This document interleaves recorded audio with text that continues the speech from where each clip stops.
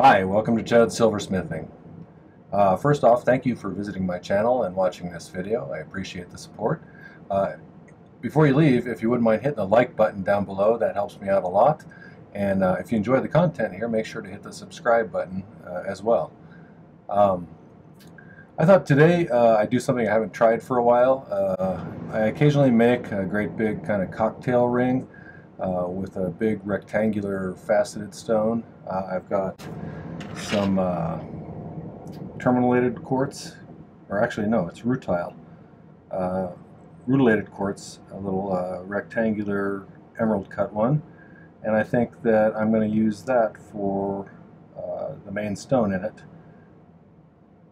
So let's see if I can still do this. Okay, I haven't tried this for a while, so we'll give it a shot and see how it goes. I have struggled sometimes with making prong settings for non-round stones because the method I use for the round ones doesn't work quite as well to build the prong setting. So I'm going to try a little something different today and see how it works. I'm going to use a softer magnesia block where I can poke things into it to see if I can get a nice framework going here for this guy. But to start with, I traced out the stone itself, or at least relatively close. And so that'll help me to make my rectangles that I need to make. And to do a basket setting for this, I am going to do two rectangles, one that sits kind of on the bottom part of the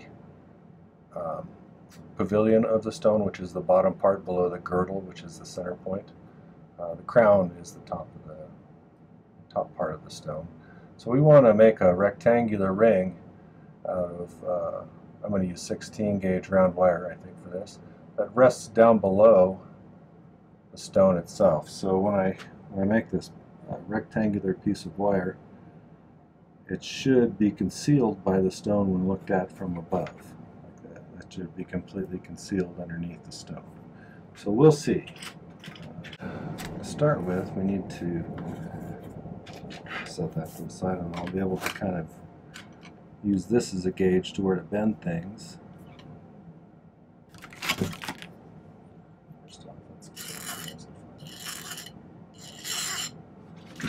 Trying to remember to stay in frame here. Got this camera set up differently than I used to. So I hope that I had that other part in frame. If I didn't, here's how it is. Okay. I need to keep checking that so I don't keep doing stuff out of your view. Okay. So yeah, so I got this 16 gauge here. I'm going to lay it down inside of this drawing that I drew and use that as a guide for making my rectangular ring that I'm going to make here, basically. So I want to put where the sides rejoin in the center of one of the long sides here. So I can just make my first bend just about anywhere I want, but I want to make a pretty sharp bend here.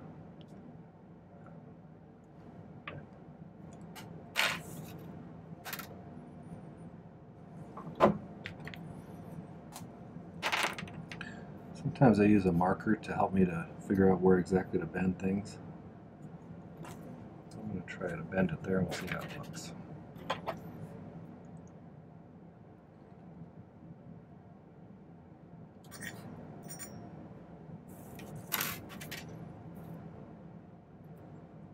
That's pretty good.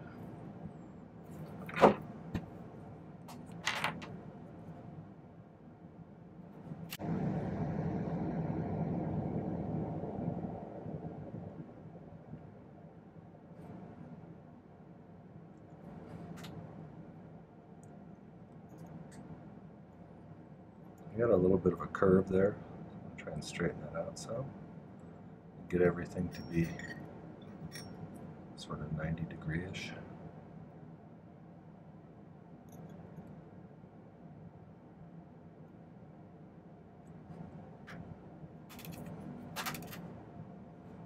That's pretty close.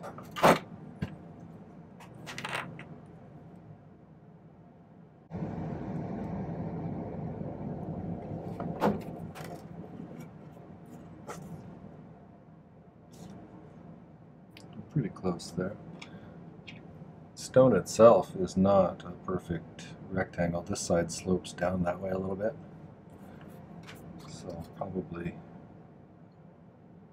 got this so one side is a little bit angled.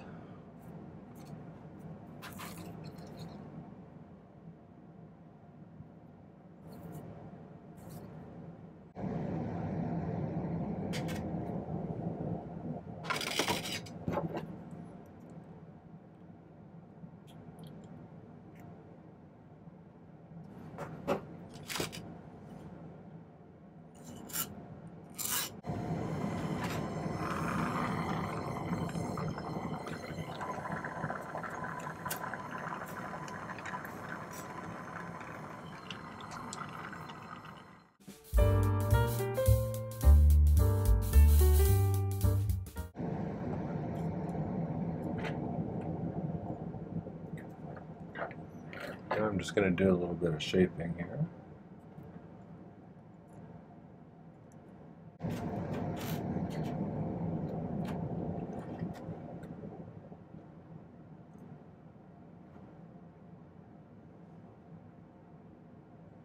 So you can see it's hidden behind the stone here. You can't really, well, let's see if you can see that. Set the stone on top of it. Conceals that, so that should be good. I'm going to take off this little excess solder that's right here.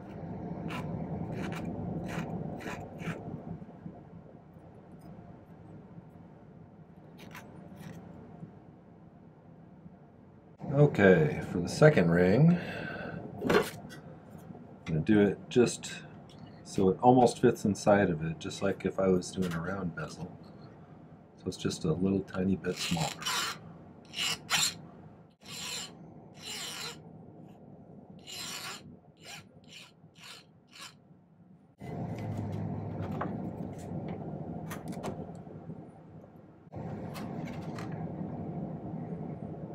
And that seems pretty close.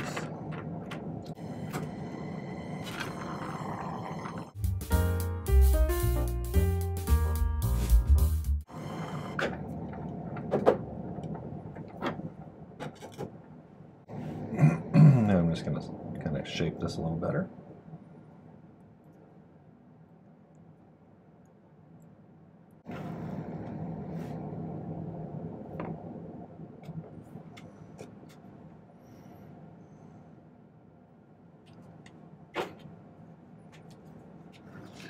What I'm going to do, I'm going to actually file a notch on the outside of this a little bit. So in order to get the notch pretty close to the same spot on each corner, sometimes make a little mark so it's pretty good.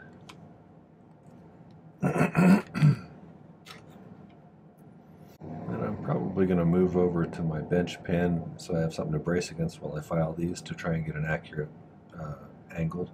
I'm going to file them kind of at a slope outwards like that on each corner, so it's got a little bit of a flattish kind of spot. And then I'm going to file a little notch in the middle of that flattish spot. So do that next.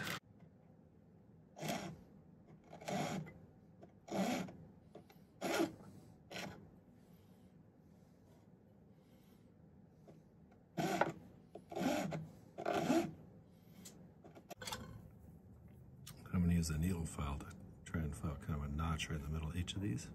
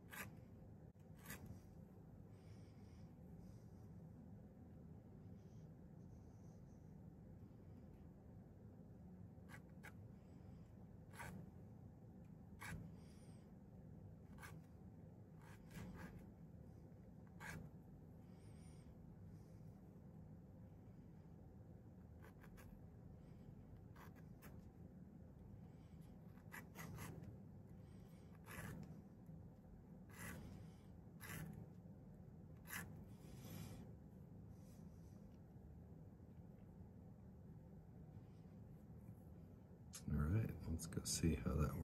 Okay, so the thing I'm going to do different this time is I'm going to use this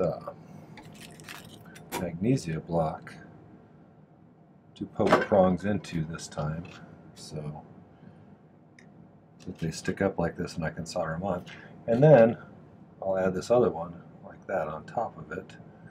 Hopefully if we get the angles right, it should be pretty easy to do. So let's see, I'm going to cut a few of these.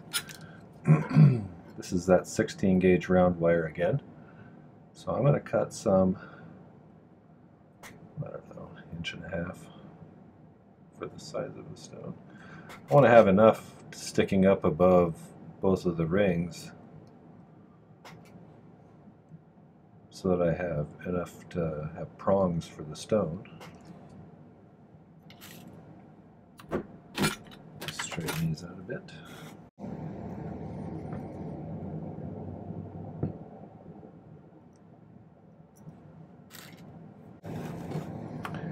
I'm going to try and be real careful to get the angles kind of similarly pointing outwards.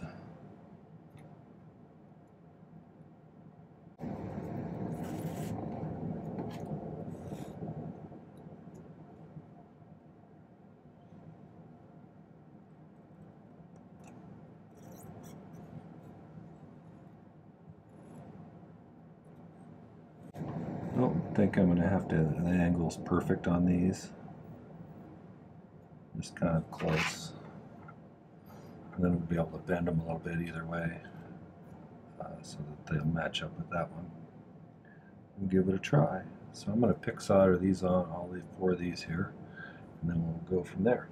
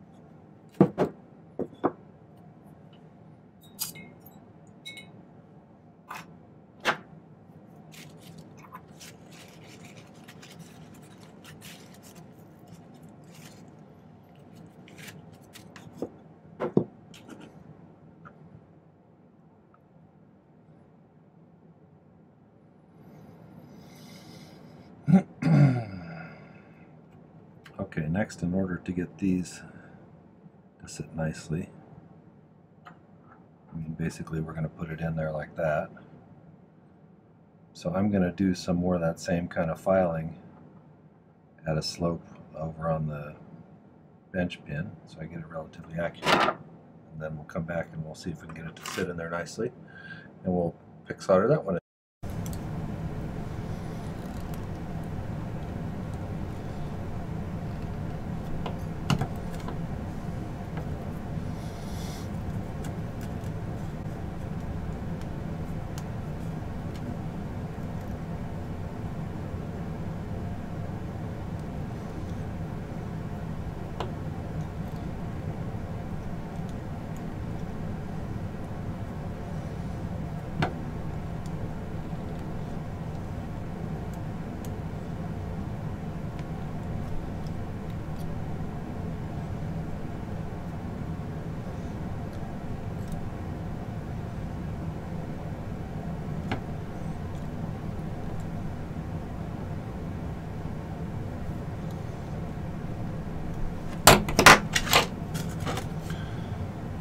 Okay, I had to do a little fine tuning to get that to sit nicely, so that sometimes is the case.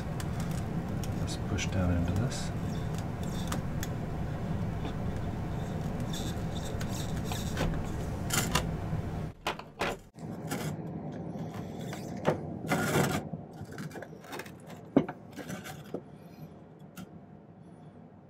So you make sure that's still sitting. Now let's see if I can solder this without having anything fall apart.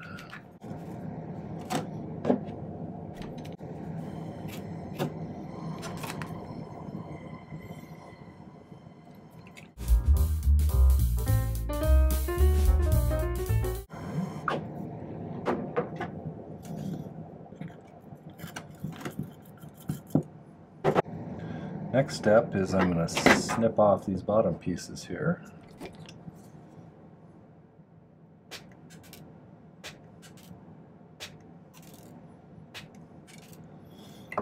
My stone is only going to sit pretty low down in here, so I don't need nearly this much up here, so I'm going to cut some of that off too.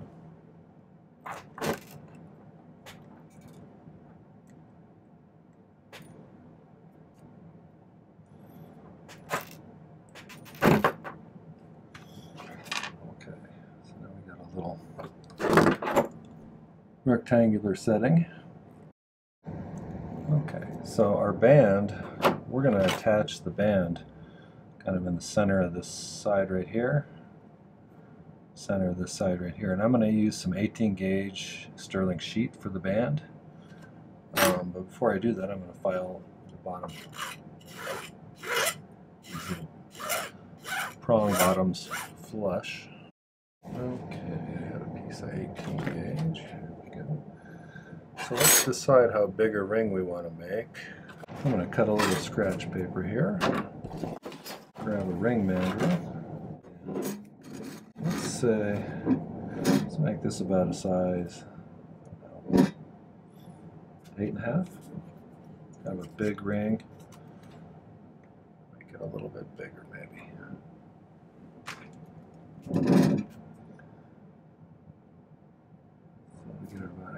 I'm adding about an extra 1/8 of an inch, but what we've got to consider is the top part of this is going to be sitting on top of the finger like this. So that section from either side to the bottom of the prong setting we just created is going to be subtracted from the length of the band. So even though, hopefully you're in frame here, this is the length I measured around the mandrel here. From there, but in order to get an accurate measurement, we've got to deduct the width of the bottom of that thing. It's about right there. That'll get us pretty close from here to here. So we'll use that as a gauge for how big of a piece to cut.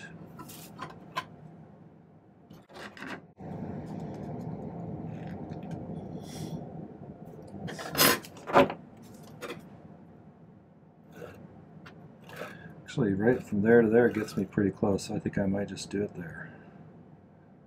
Let's call that good.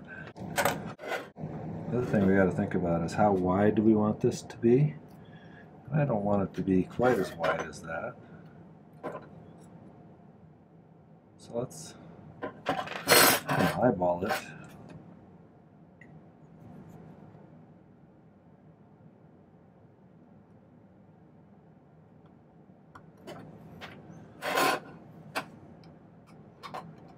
That's about how wide I came up with. Yeah.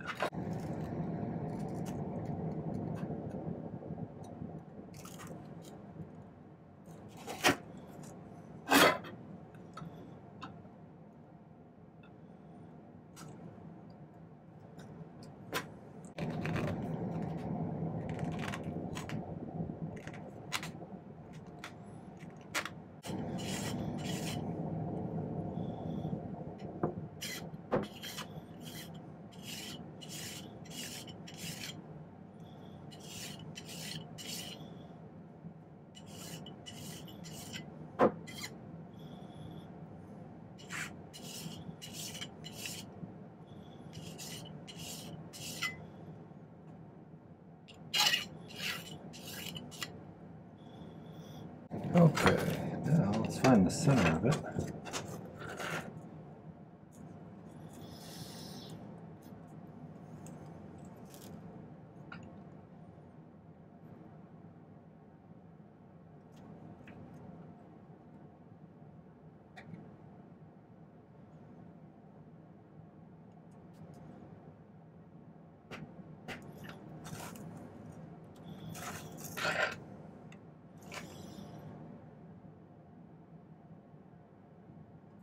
Now, at the center point here, I'm going to measure in same distance from either side, and it varies from ring to ring. This is a pretty narrow one, so I'm just going to do about a 1/16 of an inch inwards. Make the mark right there. And same way from this side.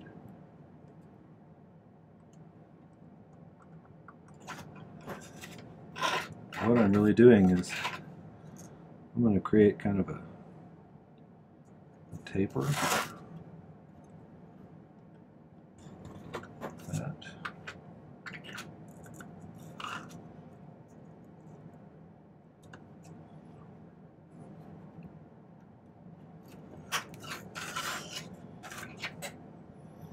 See, it gets wider out here and narrower in the middle, so I'll cut that out with the jeweler saw.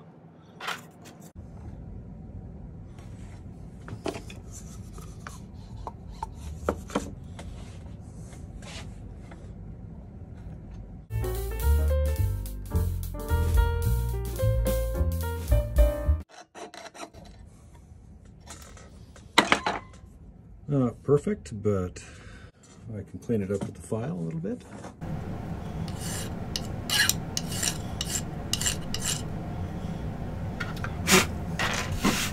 Okay, after I get it to this stage, I usually taper in these corners a little bit.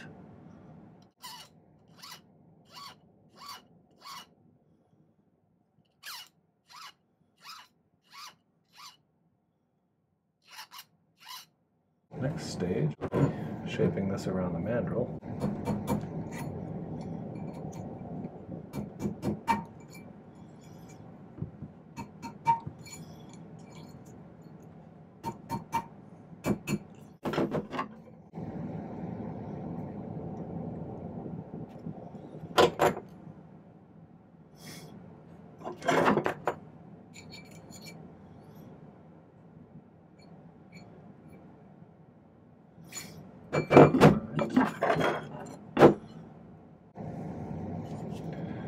Now, I need to file these sides of the wire.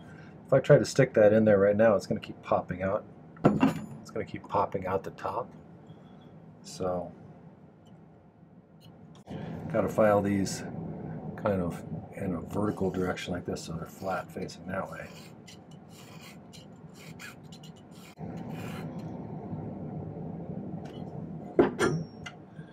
Now, let's see how it squeezes in there.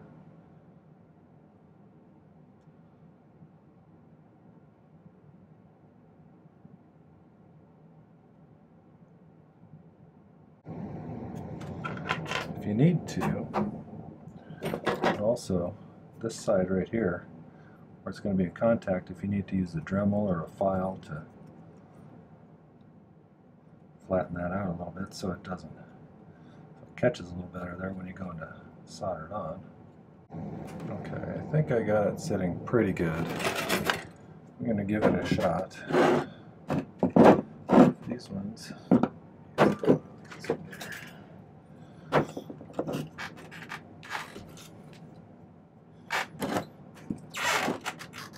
Take my needle nose pliers and try to spread that open a little bit. Not needle nose pliers, I should say. Cross lock insulated tweezers. Must be getting tired. Okay, so I'm going to try and solder this side and this side in, get that thing soldered in, and then we'll let it pickle. But one of the key things is there's a lot of mass in the band because we're using sheet. So you want to make sure to put most of the heat down there.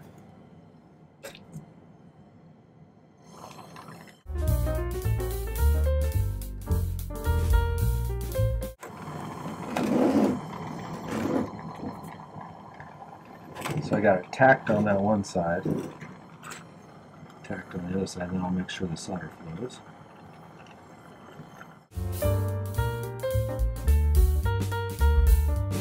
Pickle here. I'm going to come back tomorrow and finish this. So I'm going to take a break for the night.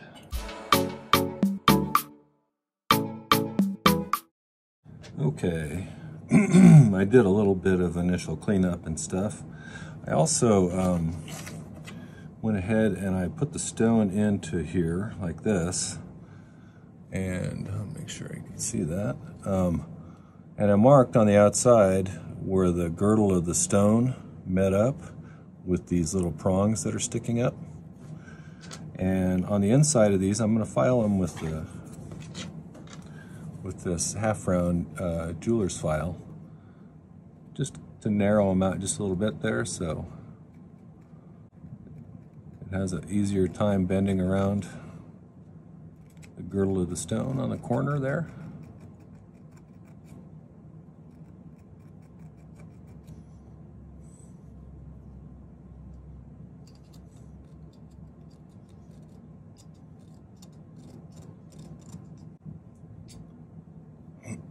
One other thing I did off camera was I took the jeweler's file like this and I filed kind of a slope on the inside of these so that the girdle of the stone, or not the girdle of the stone, the pavilion of the stone sits down in there nicely.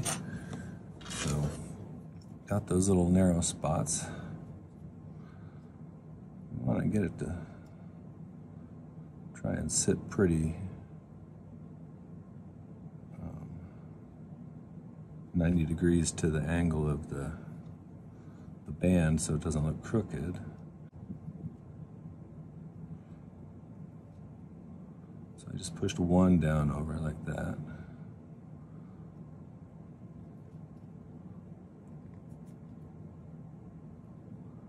And one like that.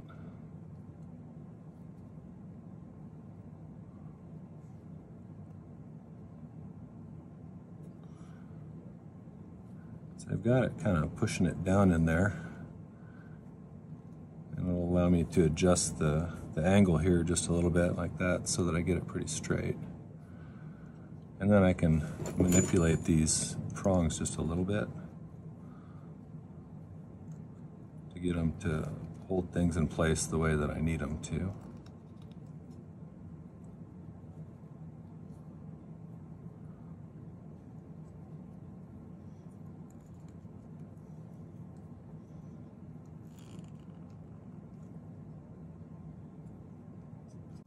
I'm going to go ahead and push them down. I may need to snip off a little bit of one of these in order to get it all the way down there, but push them down like that as far as they'll go. And then what I'm going to do, and I hope you can see this, but this little area between the table facet of the stone up here and the girdle of the stone, which is over here, I hope you can see that, are called the girdle facets. And I want to go about halfway up of those between that table facet and the girdle, and that's where I'll cut it off. You know, you don't want to have too much of this sticking up over the stone, otherwise it looks sort of amateurish. So, but I'd rather start with cutting off just not quite enough than to cut off too much, if you get my meaning. So I'll cut one off there, see how it looks, and then I'll cut them all off about that length.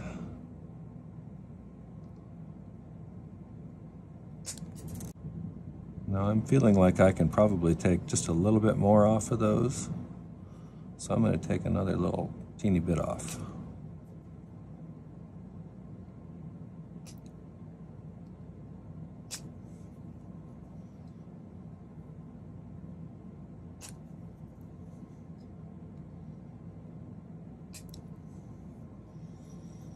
So the next thing I'm going to do is I'm going to gently file these so that they slope down into the top of the stone. And I use my thumb kind of to prevent me from hitting the top of the stone too much.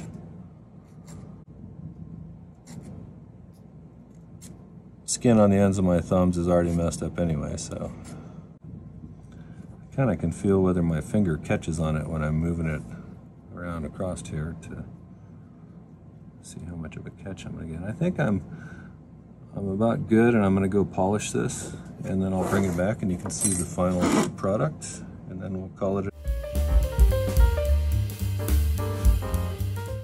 There it is, cleaned up. One of the things I don't show on camera is washing it off with soap and water. But with polishing compound, it gets jammed in little spots underneath the stone and stuff there. So it helps if you use some really hot water with some Dawn dishwashing liquid and let it soak for a little while, and then scrub it off with a toothbrush, and that gets a lot of that out of there. But I'll take some better pictures of this in my photo booth. Some other things to note, I use 16 gauge round for the setting on this one because of the size of the stone. Smaller stones I'd use 18. Larger stones I've gone up to 14 gauge before for some great big faceted stones if you're going to make a big honking ring like that. But 16 is pretty good for about this size. So that's how you do it. Okay, that was the rectangular prong setting for a cocktail ring. I hope that you found it enjoyable. If you did, would you make sure to hit the like button? And if you'd like to see more content like this, make sure to subscribe to my channel. I'd love to have you as a subscriber. So that being said, thanks for watching. Happy silversmithing. Take care.